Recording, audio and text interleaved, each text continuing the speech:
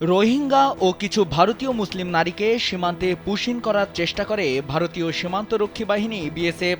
এ ঘটনার সংবাদ পেয়ে বিজিবি সদস্যরা ও সীমান্তবর্তী গ্রামসহ আশপাশের সাধারণ লোকজন শূন্যরেখার কাছে বাংলাদেশের অভ্যন্তরে অবস্থান নেয়। এ সময় বিজিবি ও বিএসএফ এর মধ্যে উত্তেজনা দেখা দেয়।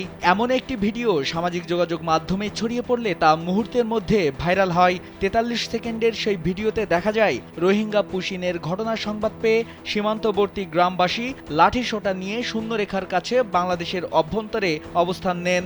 ১৮ মে সন্ধ্যা ৭:৩০টার দিকে কুড়িগ্রামের রৌমারী উপজেলার খাটিয়ামারী সীমান্তে এ ঘটনা ঘটে।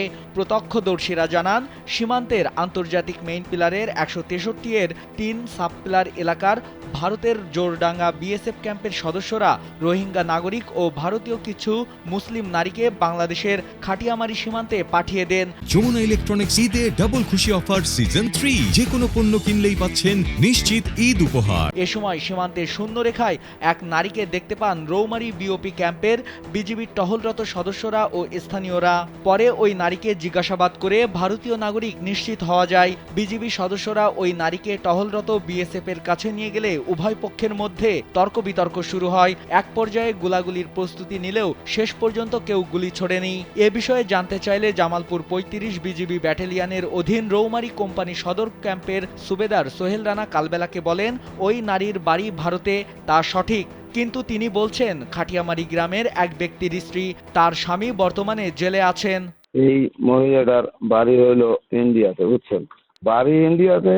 এই মহিলা যেটা বললো যে আমার আগে কিছুই বলে নাই, পরে বলছে যে তখন বিএসএফ আসছে, তখন বললো যে ওর বাড়ি ইন্ডিয়ায়, ওর বিয়ে হয়েছে বলে এই খাটিয়ামারী।